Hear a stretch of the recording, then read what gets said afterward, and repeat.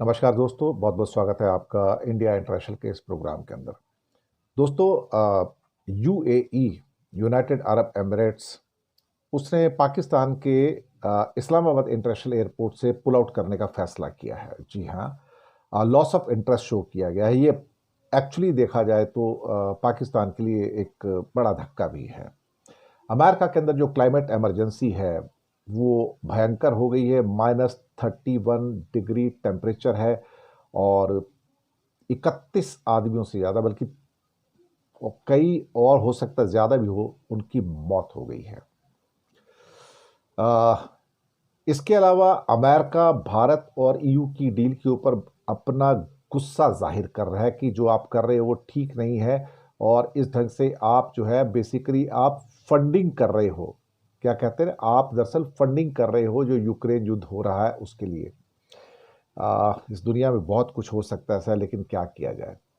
चलिए सबसे पहली खबर पे आते हैं, आपका स्वागत करते हुए कि ऐसा क्या हुआ कि यूएई इस्लामाबाद एयरपोर्ट की डील से एग्जिट कर गया। जनवरी में, इसी महीने में, has pulled out of deal to operate and manage Islamabad international airport. Loss of interest show किया गया इसमें, यानी कि जो रीजन दिया गया लॉस ऑफ इंटरेस्ट। क्या फैक्टर दिए गए इसके अंदर? सबसे पहला फैक्टर बताया गया है कि lack of local partner. The primary technical reason for the withdrawal was the UAE's failure to identify a suitable local partner in Pakistan to whom operations could be outsourced.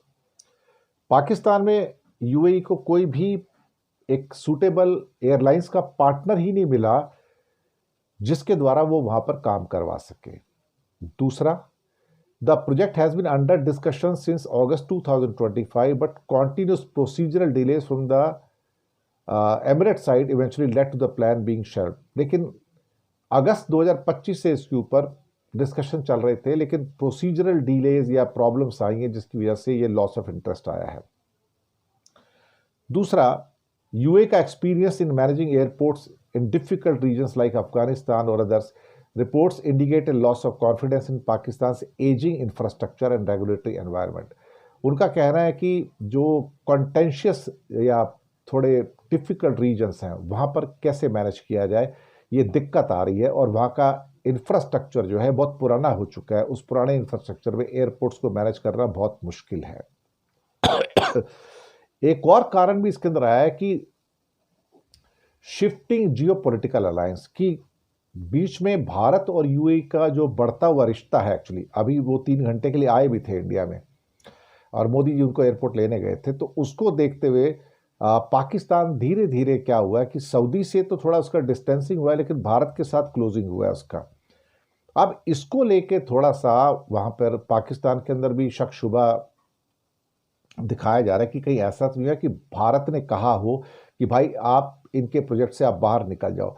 आज की डेट में बहुत सारी चीज़ें जियोपॉलिटिकली और अंदर diplomatically possible हैं। तो हो सकता है कोई भारत की ओर से प्रेशर आया हो, मैं कंफर्मिटी के साथ नहीं कह सकता, लेकिन उनका जो कहना है कि हमारा लॉस ऑफ इंटरेस्ट है और हम इसको कर नहीं सकते। पाकिस्तान क्या है कि अपने एयरपोर्ट्स को एज ए डिस्ट्रेस सेल, यानी कि बड़ी मुसीबत में है तो अपने घर के जो गहने होते हैं ना उसको बेच दो। तो एयरपोर्ट्स जो होते हैं घर के गहने ही होते हैं। प्राइवेटाइजेशन के अंदर एक एयरपोर्ट उन्होंने बेच दिया था, कितना एयरलाइंस भी बेची उन्होंने। एक्चुअली ऐसा बात नहीं है, पाकिस्तान इंटरनेशनल एयरलाइंस भी बिक गई उस चक्कर में। अब इंडिया में भी एयर इंडिया बिक चुकी है, ऐसी बात नहीं है, सरकार की कोई एयरलाइंस नहीं है। लेकिन यूएई का इस इस्लामाबाद के एयरपोर्ट प्रोजेक्ट से बाहर जाना एक्चुअली एक किस्म से कहा जाए तो एक बड़ा धक्का तो है, कम से कम उनके लिए।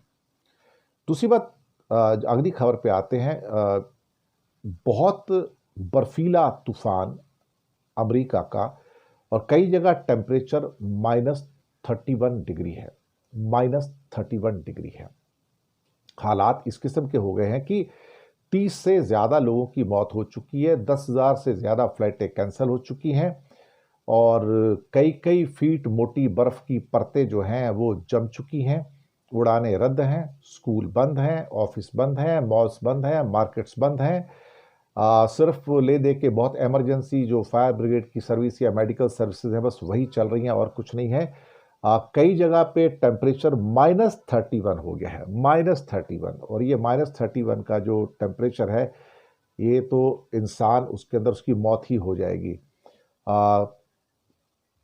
न्यूयॉर्क के अंदर अधिकारियों ने बताया कि वहाँ पर 8 लोग मरने वाले पाए गए हैं वहाँ पर।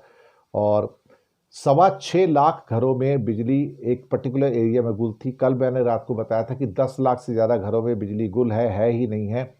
और कई जगह बिजली की तारें वगैरह टूट गई हैं, तूफान है। और क्या कहा जाए, अमेरिका की ऑलमोस्ट अब जो परसेंटेज है 45% उड़ानें रद्द हो गई हैं।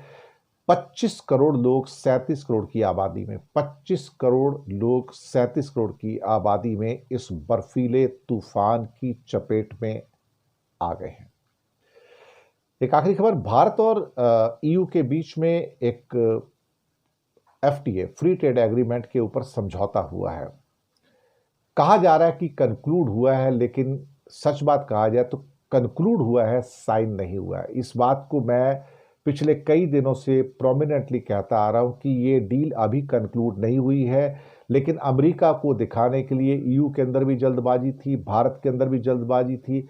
ये शायद अमेरिका के ऊपर प्रेशर डालना चाहते थे कि आप अगर आप हमारे साथ नहीं है तो हिंदुस्तान हमारे साथ है। और इंडिया ये दिखाना चाहता था कि अगर आप हमारे साथ नहीं है तो फिर कम से कम मैं ये मान सकता हूं कि ईयू मेरे साथ में है। तो कहीं ना कहीं इस बात का एहसास अब होना शुरू हो गया है सबको कि ये डील ना केवल जल्दबाजी में है, क्योंकि डील साइन ही नहीं हुई है ना।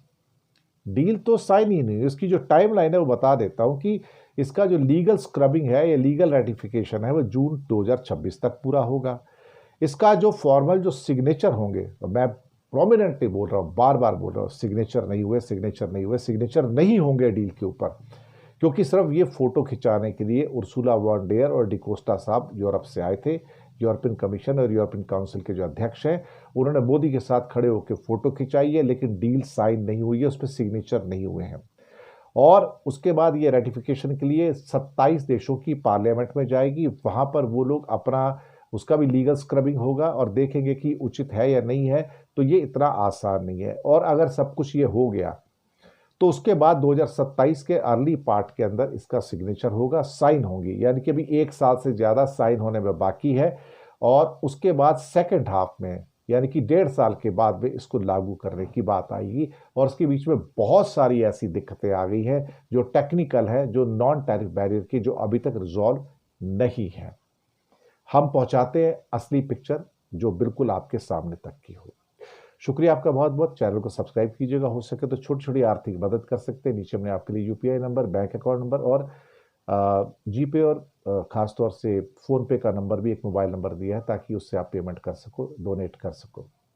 अच्छी पत्रकारिता को जरूरत होती ही है आपकी डोनेशन की, तभी अच्छी पत्रकारिता आगे बढ़ पाती है। बहुत बहुत शुक्रिया आप सबका हमारे साथ रहने के लिए। धन्यवाद।